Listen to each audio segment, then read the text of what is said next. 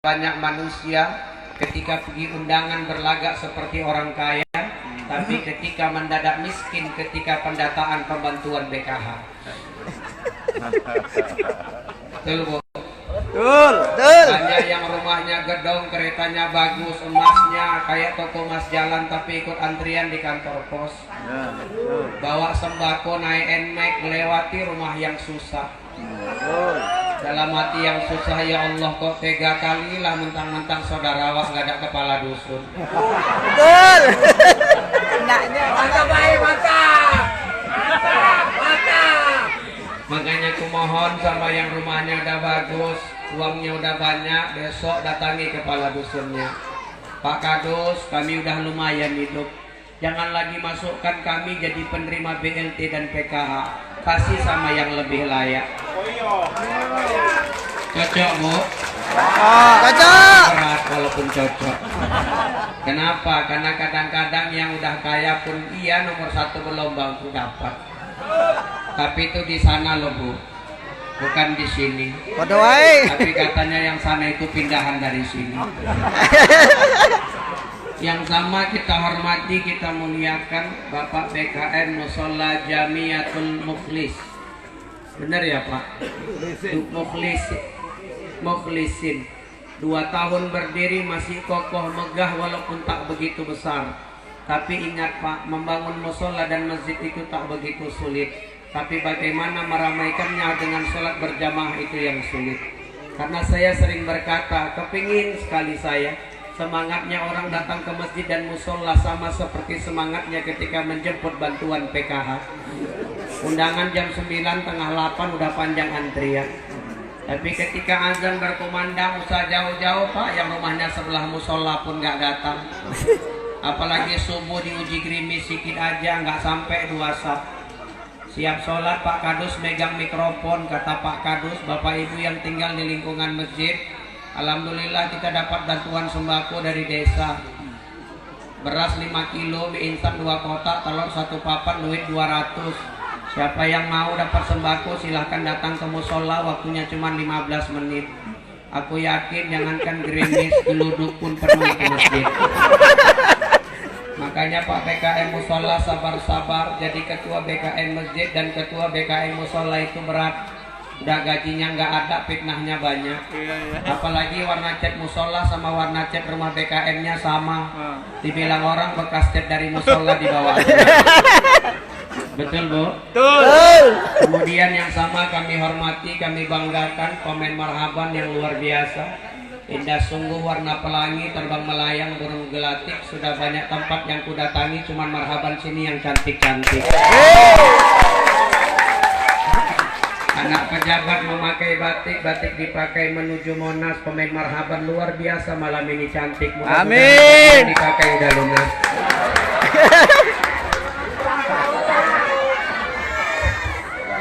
Dan alhamdulillah. Karena kadang-kadang aku sedih Pak, izin aku, banyak orang yang mengatakan cinta dengan Allah di lisannya doang. Tapi ketika dia lihat bagaimana budaya-budaya Islam dipertontonkan, begitu kecil rasa penghargaannya. Kutanya sama Bapak di Mangkai Lamani, mana lebih mahal bayaran marhaban apa bayaran kikot? Marhaban 300.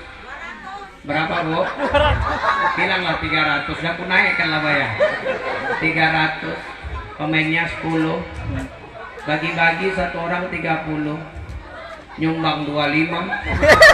Tinggal goceng. Kalau marhaban laki-laki lumayan. Marhaban laki-laki itu punya prinsip. Apa prinsipnya?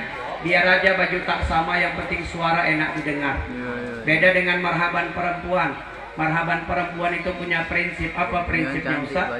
Biar aja suara berserak, yang penting baju seragam. Makanya dimanapun marhaban perempuan bajunya sama walaupun bayarannya 300. Bukan karena yang dibacakannya tak indah, tapi karena penghargaan kita yang kurang. Coba lihat ketika bagaimana berjanji itu dilakukan. Marhaban ya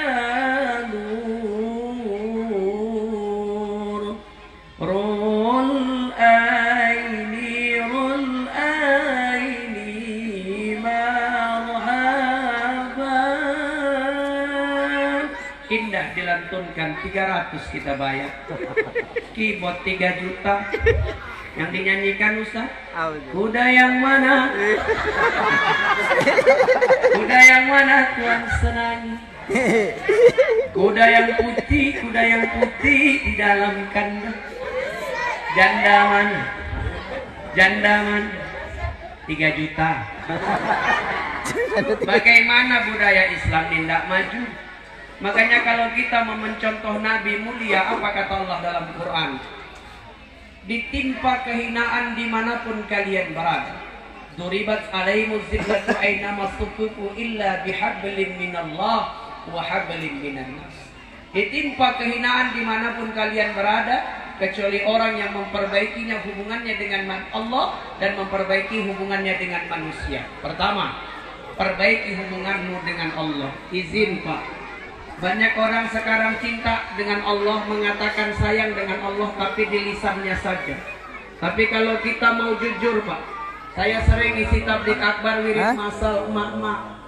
Kadang-kadang ketika di tengah-tengah ceramah kota infak dijalankan, ujul ibu kota infak pas jalan, buka dompet ada duit 4 lembar, 100.000, 50.000, 20.000, 2.000. Jujur yang ibu masukkan kota infak duit berapa? 2.000. Agak gelisah aku pulang malam. 2.000. Bapak nggak usah ketawa Pak, beda tipis. Saya kok tahu sering gue perhatikan pas hatib Jumat. Tradisi tempat kita ini, kalau hatib naik mimbar, kota infak dijalankan. Itu hatibnya berapi-api khutbah di atas mimbar, kota infak dijalankan. Gitu kota infak dekat dia, pura-pura zikir dia sambil pejam mata. Subhanallah, subhanallah. Itu lewat kotanya, alhamdulillah. Bagaimana agama ini tidak maju? Bohong, agama ini dibangun tidak dengan dasar uang. Betul Pak? Semuanya harus dengan uang. Tapi kadang-kadang kita bukan nggak mampu, karena kita nggak mau. Kutanya sama Bapak, di masjid atau di musola ini tiap tahun ada bayar kurban Pak? Kurban ada? Jujur kutanya, mana lebih banyak? Orang bayar kurban apa nggak bayar kurban? Yang tidak bayar. Ketika yang nggak bayar ditanya kenapa nggak kurban, kami nggak punya uang. Bohong. Nggak yakin. Kita tes. Kurban itu satu orang cuma 2 juta, betul? Itu setahun. Setahun 2 juta. 2 juta itu setahun. Setahun 12 bulan. 2 juta bagi 12 bulan berarti sebulan cuma 180.000. 180.000 satu bulan. Satu bulan itu 30 hari. 180.000 bagi 30 hari, sehari itu cuma 6.000. 6.000 untuk bayar kurban, katanya ndak ada duitnya. Bohong. Kenapa? Tiap hari berasapnya muncul. Bisa dia beli rokok. Bilanglah semurah-murahnya sempurna Bu, 25 sebungkus. Sehari, sebulan 750, setahun 9 juta. 9 juta beli rokok ada duitnya, 2 juta bayar kurban gak ada duit. Makanya kepala dusun yang datang malam ini cek siapa warganya yang merokok sudah layak bayar kurban. Itu masih kurban Pak, masih kurban loh, belum togel lagi. Loh orang sekarang kepala bopeci pulang dari musola bahas tuh. Nengok aneh sikit kode alam. Ustaz kok tahu ini kisah nyata, aku pernah ngisi tablik akbar di Tanah Lapang. Lagi enak-enaknya ceramah di atas pentas, di bawah pentas lewat kambing 2 ekor. Di bawah ya aku lanjut aja ceramah, orang kambingnya di bawah kan nggak ganggu. Yang ganggu mbak-mbak pemain marhaban waktu itu duduk sebelah kiri pentas. Apa kata mak-mak tuh, Ustaz kode alam, kode alam. Ya aku ngelus dada. Dalam hatiku nggak ada perasaan mak-mak nih. Ada awak ustadznya sanggup orang tuh bilang kode alam. Astagfirullah, ngelus dadaku. Ya dalam hatiku ya aku pun tahunya kambing tuh 35. Cuman kan nggak mungkin ku bilang kan Pak. Jadi kalau kita tidak mau berkorban untuk agama ini, jangan berharap agama ini bisa maju. Nggak usah jauh-jauh Pak. Peringatan Maulid Mi'raj tiap tahun kita laksanakan, tapi tidak ada perubahan. Apa makna peringatan itu? Kalaulah hari ini kemarin musola ini sunyi, setelah acara ini musola tetap sunyi, apa makna Maulid yang kita kaji? Hanya sebatas perayaan dan perkumpulan biasa. Di mana manfaatnya? Makanya keberhasilan acara ini bukan sebatas ramainya acara malam ini, tapi bagaimana mulai besok musola ini dipadati oleh banyaknya orang yang sholat berjamaah di dalam. Itu yang pertama. Kedua, dengan siapa diperbaiki hubungan? Wahabalum minan nas, dengan manusia. Dengan manusia itu tak banyak Bapak Ibu, hanya dengan 4 saja. Pertama, perbaiki hubungan antara suami dengan istri dan istri dengan suami. Ibu, banyak dosa istri itu sama suami, minta maaf. Bang, maafkan adik. Adik banyak dosa sama abang. Dosa apa kau dek? Sering adik pergi siang-siang adik bilang wirid. Yo, rupanya kemana? Kumpulan geng Mekar bang. Banyak dosa abang, banyak dosa adik sama abang. Sering dapat adik duit di kantong celana abang, gak adik bilang. Banyak yang kredit tapi gak adik bilang karena takut abang marah. Tukang kreditnya datang pas abang pergi kerja. Banyak dosa kita para istri dengan suami. Tapi yang paling nyata dosa perempuan itu, izin saya Bu, salah satu dosa yang paling nyata para perempuan pada suaminya yang mereka tidak sadari itu, apa itu? Banyak wanita yang terlihat cantik bukan di hadapan suaminya, tapi justru di hadapan suami orang lain. Saya tanya sama ibu, mana cantian ibu ketika di rumah apa pas undangan? Di rumah apa undangan? Undangan. Pas undangan cantiknya luar biasa, lipstik tebal, bedak tebal, bulu mata dicukur, diganti pakai pensil alis.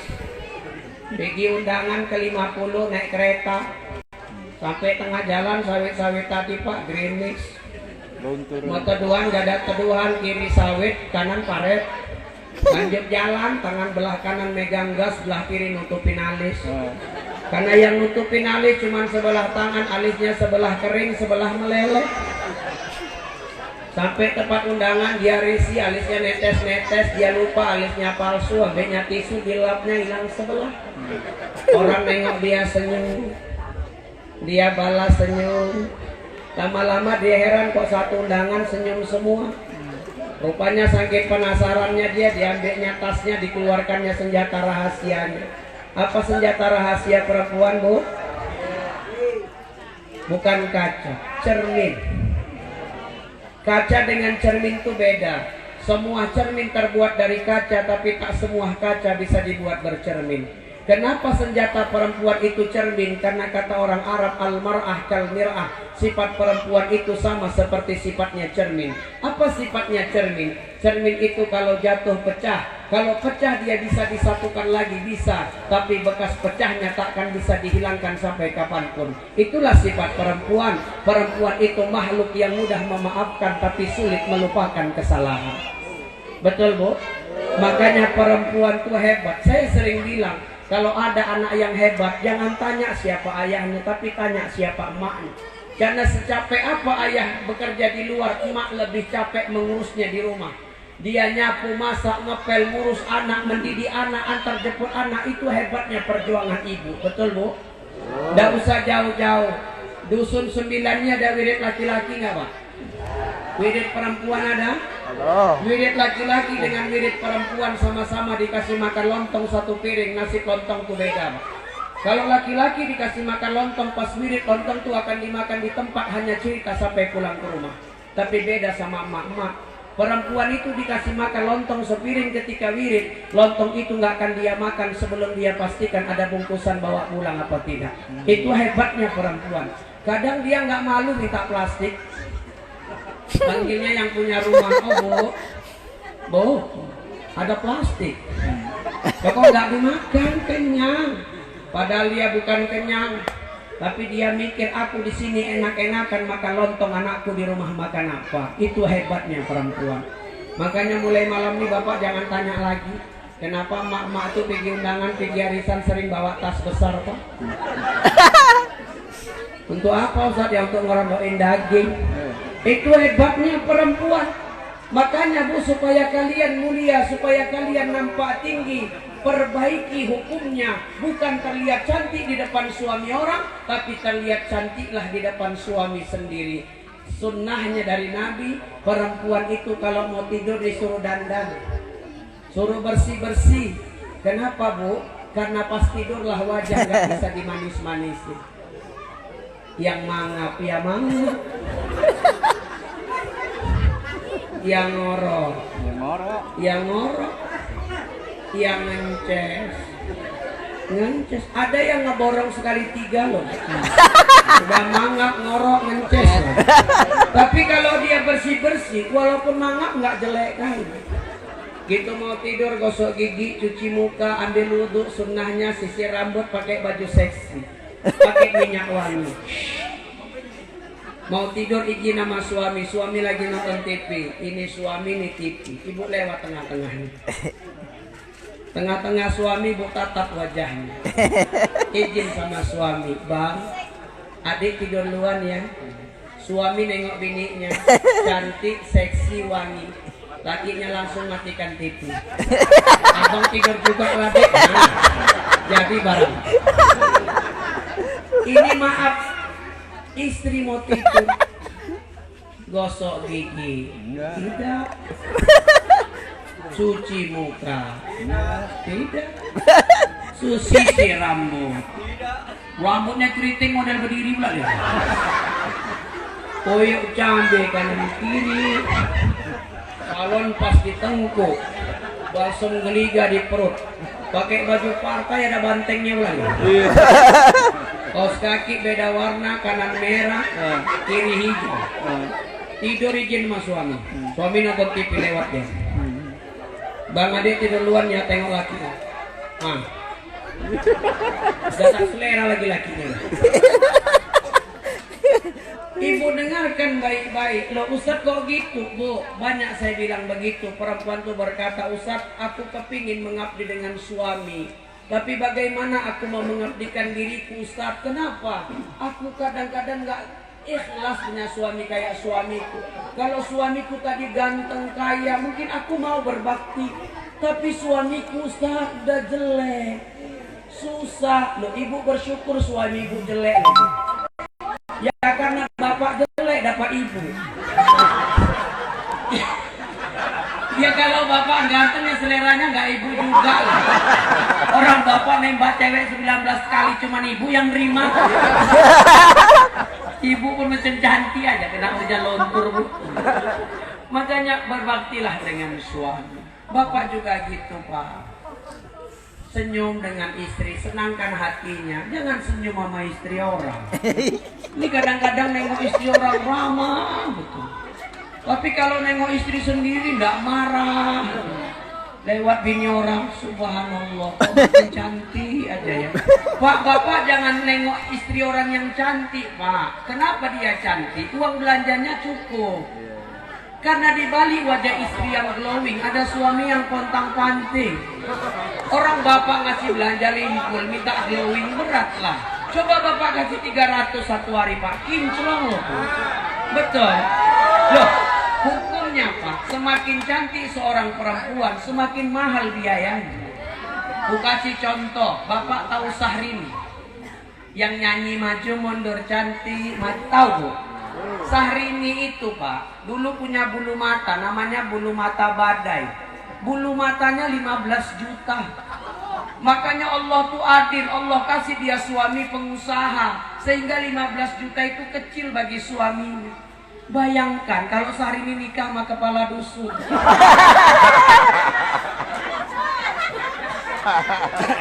Udah gajian 3 bulan sekali gajian gak cukup loh beli bulu mata 15 juta. Udah disyukuri aja.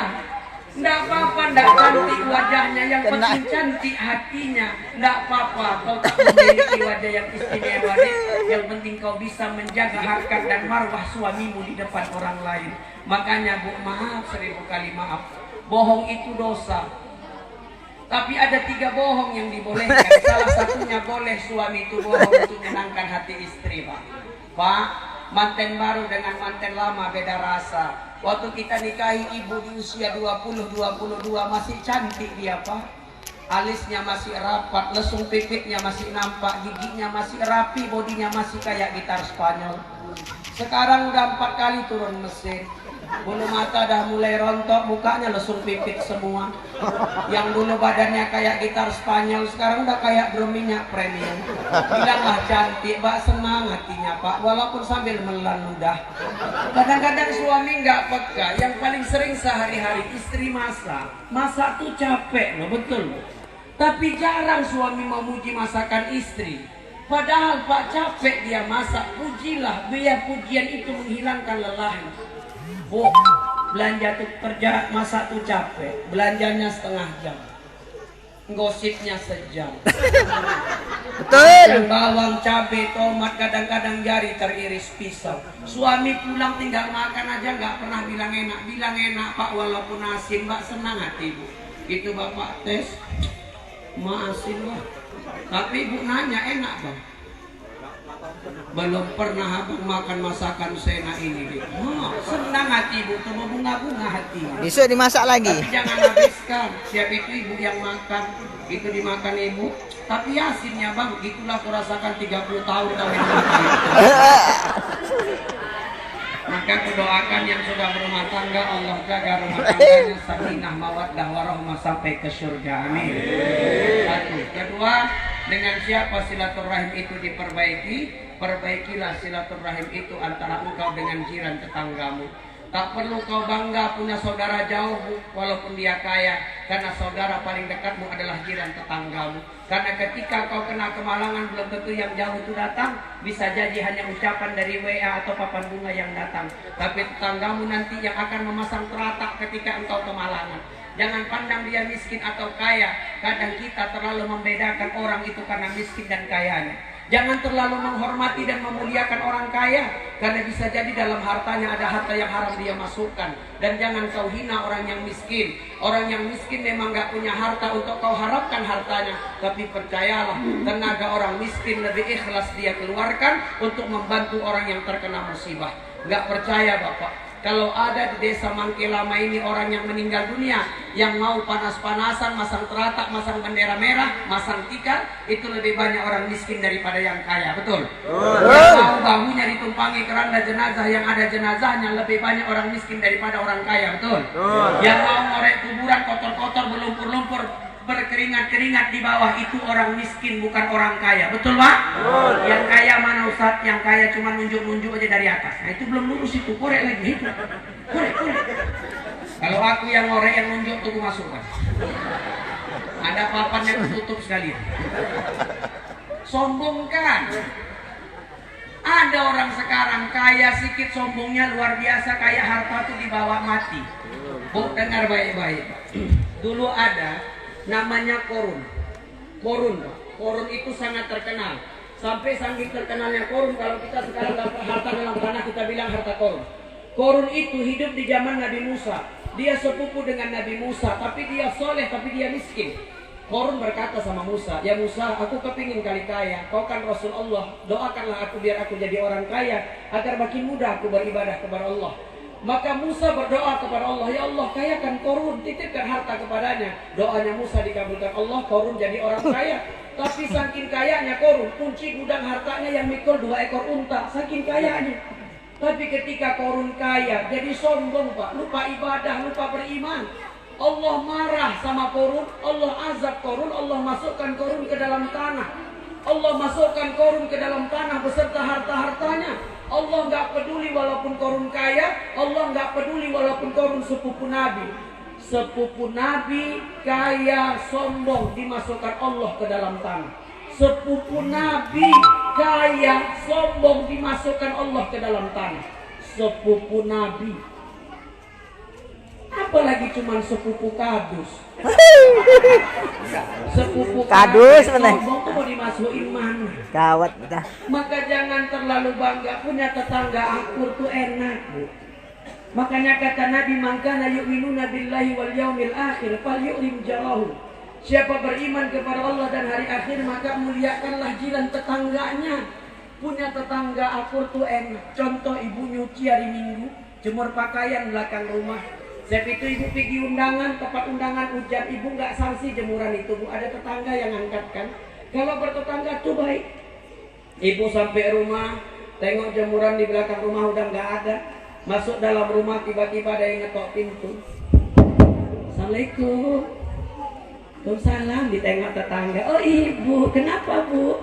Maaf bu, tadi hujan, jadi jemurannya kuangkatkan. Pas pula saya nggak punya kerjaan, sekalian saya gosokkan. Kalau ibu punya tetangga kayak gitu, ibu jangan pindah sebelum mati bu. Iya. 2, 3. Perbaiki hubunganmu dengan saudara-saudara kandungmu, saudara darah. Izin Pak.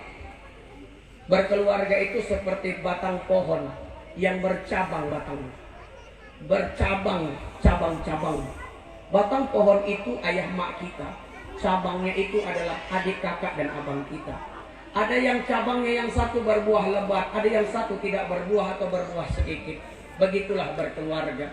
4 bersaudara, 5 bersaudara, lahir dari rahim yang sama, nasibnya beda-beda. Ada yang dikayakan, ada yang disusahkan. Tapi jangan karena kaya dan susah berpisah hubungan silaturahim antara engkau dan dirimu. Sayangnya hari ini mohon maaf, berapa banyak adik berabang saudara kandung gak tegur sapa padahal rumah dekat-dekatan. Gara-gara apa? Gara-gara memperebutkan harta warisan yang ditinggalkan orang tuanya. Ayahnya dulu tunggang langgang kerja pagi, siang, sore, malam. Mamanya menghemat hidup supaya bisa punya tabungan agar anaknya tidak susah ketika sudah berkeluarga. Tapi anak ketika tinggal berbagi saja berkelahi satu dengan yang lainnya. Berapa banyak abang beradik sekarang tak tegur sapa karena warisan. Berapa banyak saudara kandung sekarang berkelahi karena peninggalan orang tua. Maka ketika itu orang tua mau menangis dalam kuburnya, menyesal dia susah payah meninggalkan harta untuk kalian agar kalian baik dalam hidup ini. Jadi kalaulah ada hari ini saudara kandung yang saling tak cakapan, saling bermusuhan, maka akulah satu dengan yang lainnya.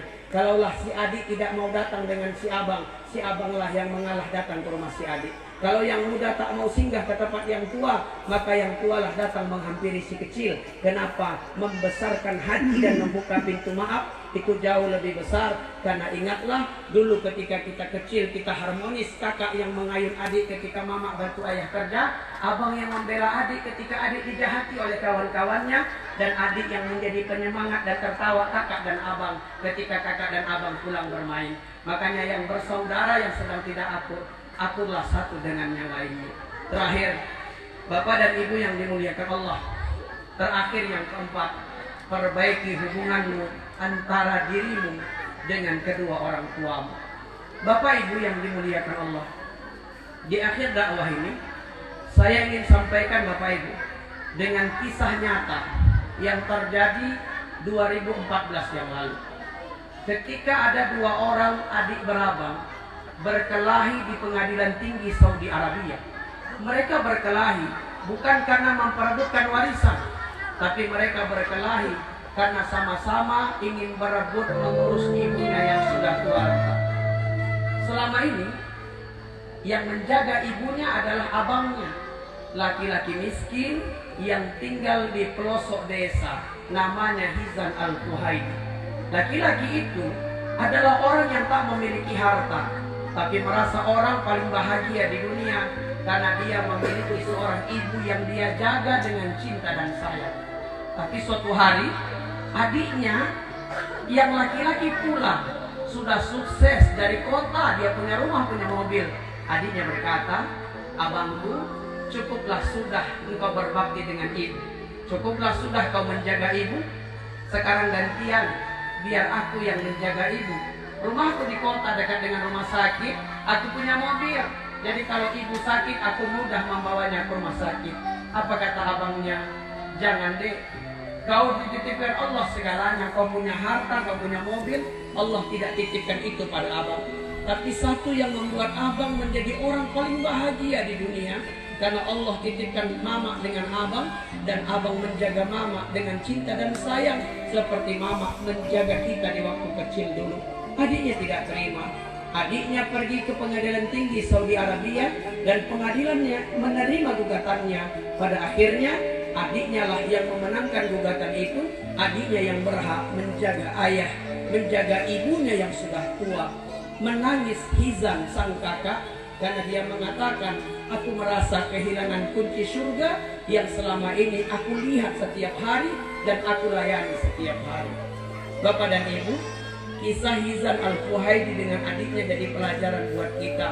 Mereka bertengkar karena memperebutkan untuk sama-sama merawat ibunya, tapi kita sering bertengkar karena sama-sama menolak ayah dan ibu yang sejenak menginap di rumah kita.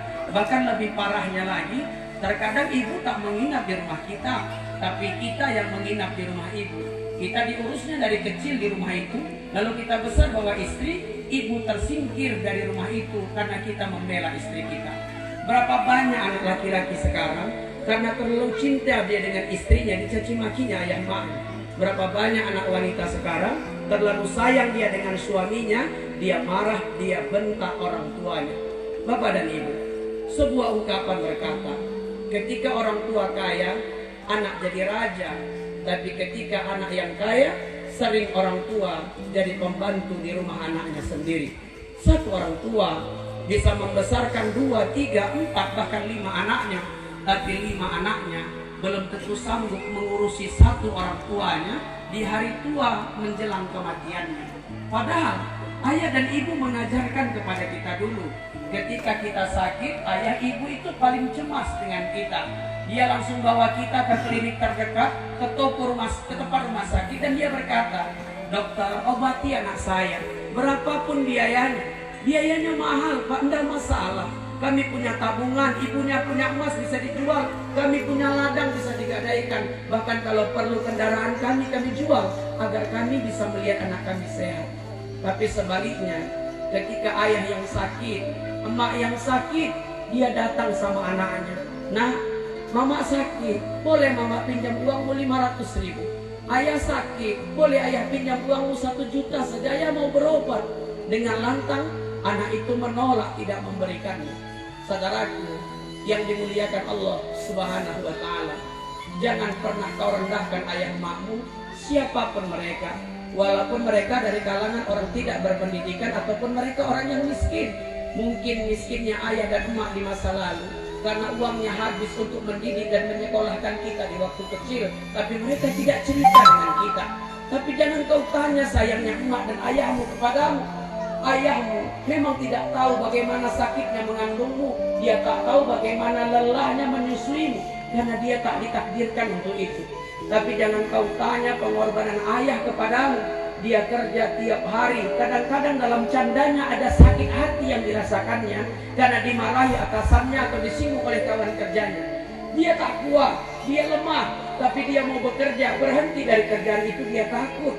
Kenapa? Aku tak ada lagi kerjaan, nanti anakku gak sekolah, anakku tak makan. Maka dia kerja sampai malam hanya untuk bisa membeli mainan kita.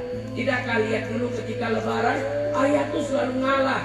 Dia cuci bajunya yang lama agar terlihat bagus, dia pasti minyak wangi supaya wangi, karena uangnya untuk beli sendal dan baju kita. Emak juga ngalah, emak jahit baju yang lama sudah mulai rerak, dia jahit supaya emak bisa membelikan pakaian yang baru buat kita anak-anak. Tapi sekarang emak itu sudah tua, kita sudah besar. Jangan dia lagi yang mengalah, karena uang kita ada, kita belikan istri kita. Kapan dia dibelikan? Maka laki-laki yang hebat, jangan kau merasa bangga bisa membelikan sesuatu pada istrimu.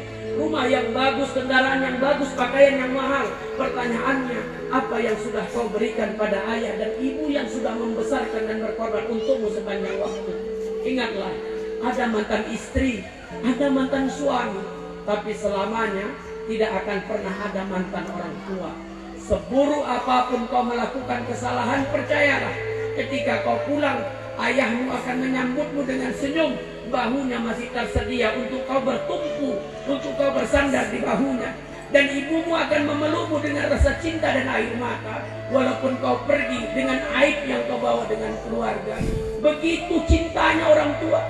Maka jangan karena cinta itu salah dia 1-2 hal, lalu kemudian kau lupa mengabdikan dirimu kepada kedua orang tuamu.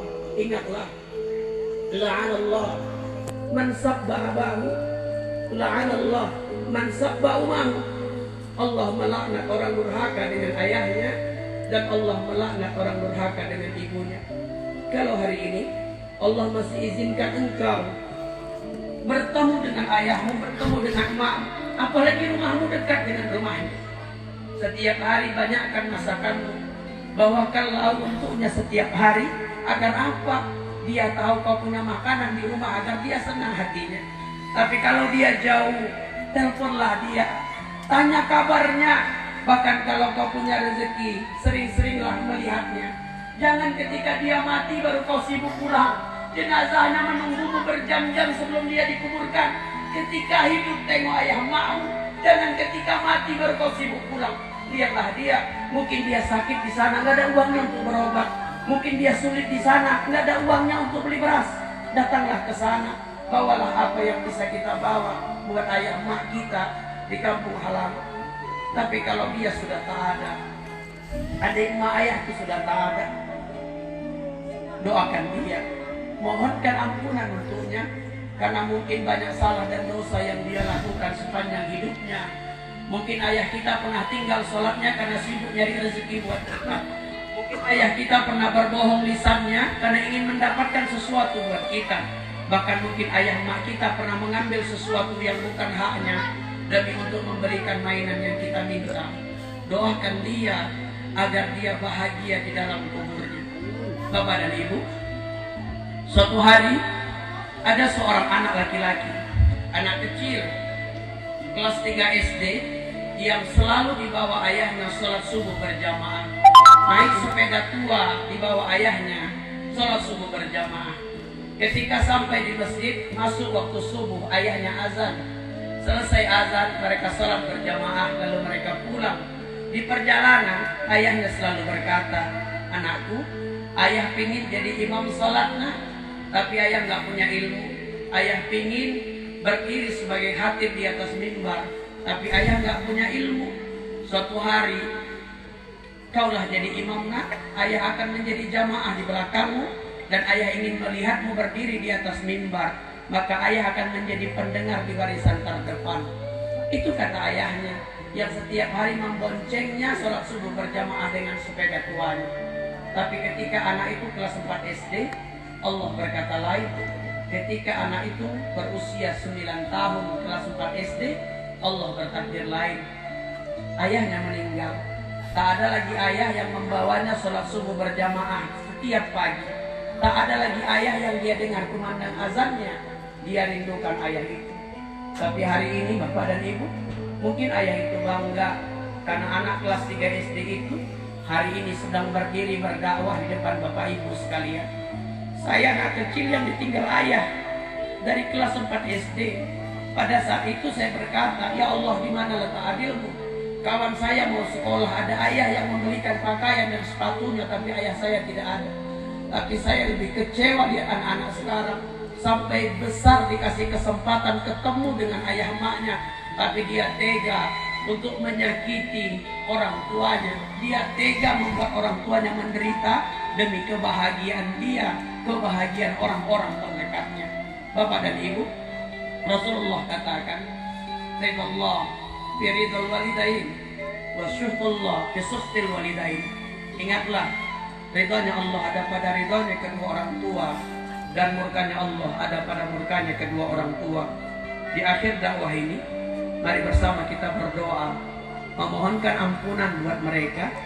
Semoga Allah menjadikan mereka orang tua yang bahagia, punya anak seperti kita. A'udzu billahi minasyaitonir rajim. Bismillahirrahmanirrahim. Alhamdulillahi rabbil alamin. Wassalatu wassalamu ala asrafil anbiya'i wal mursalin wa ala alihi wa ashabihi rasulillahi ajma'in. Ya Allah, terima kasih Kau telah titipkan kami pada rahim ibu yang mencintai dan menyayangi kami. 9 bulan dia jaga kami di rahimnya, dilahirkannya kami bersimbah darah, bertaruh nyawa, dijaganya kami siang dan malam. Kami tahu mak kami tidurnya malam tak nyenyak karena menjaga kami dan takut kami digigit nyamuk. Ya Allah, ibu kami hebat. Dia masak, nyapu, ngepel, bersihkan rumah, tapi masih sempat antar jemput kami sekolah karena takut kami tak pulang ke rumah. Ibu rela menghemat makan demi memberikan yang terbaik buat kami. Begitu juga ayah kami, ya Allah. Laki-laki hebat itu yang berjuang untuk kami. Dia kerja banting tulang, peras keringat, ringkih badannya, terbakar kulitnya. Semua itu dia lakukan agar kami bisa bahagia, bisa sekolah. Walaupun ketika nanti kami sukses, dia tak merasakan kesuksesan kami, karena dia telah kembali kepadamu ya Allah. Ya Allah, kalau hari ini kau masih izinkan kami ketemu dengan ayah kami, masih ada emak kami, ya Allah, berikan kami waktu untuk membahagiakan mereka. Panjangkan umurnya. Kalau mereka sedang sakit, sehatkan ya Allah. Kalau mereka sedang sulit, bukakan pintu rezeki untuk mereka. Dan buat mereka bangga punya anak seperti kami ya Allah. Tapi kalau hari ini mereka sudah tak ada, kembali kepadamu ya Allah. Ampunkan dosa-dosanya, lepaskan siksa kuburnya, dan letakkan mereka di tempatmu yang paling indah. Sampaikan salam kami kepadanya, bahwa kami cinta dan sayang dengan mereka. Makasih Mak, makasih ya, kalian telah berkorban dan berjuang buat kami. Maafkan kami pernah membentak kalian, maafkan kami pernah nyakiti hati kalian. Mungkin kalian pernah kecewa dengan kelakuan kami. Mudah-mudahan kalian bahagia di surga. Ya Allah, sebahagian dari kami di sini adalah orang tua yang punya anak. Jadikan anak-anak kami anak-anak yang salih, yang salihah, menyenangkan hati kami ya Allah. Menjadi obat dari lelahnya kami mencari nafkah sepanjang waktu. Tak banyak yang kami minta dari anak-anak kami. Kami tak minta mereka bangunkan kami rumah yang besar. Kami tak minta mereka kasih kami uang yang banyak. Melihat mereka bahagia saja kami lebih bahagia dari mereka.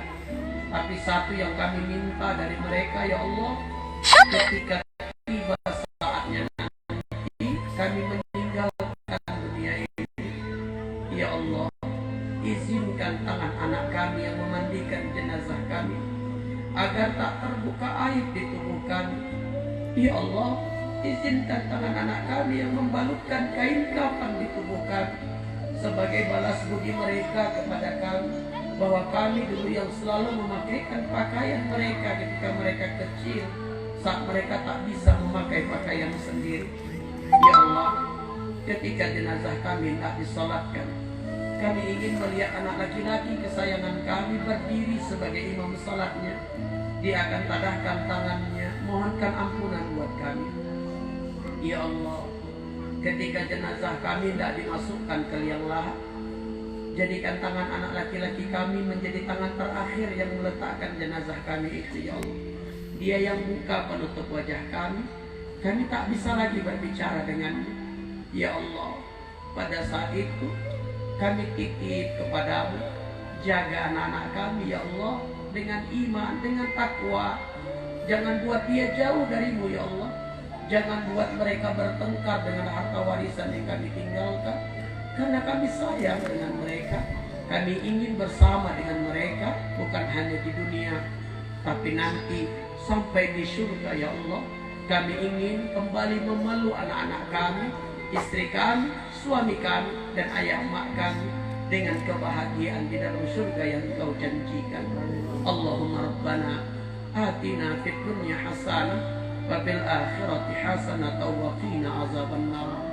Wa sallallahu wa sallam alaihi walhamdulillah ya rabbil alamin. Terima kasih. Mohon maaf salah dan khilaf. Assalamualaikum warahmatullahi wabarakatuh. Waalaikumsalam warahmatullahi wabarakatuh.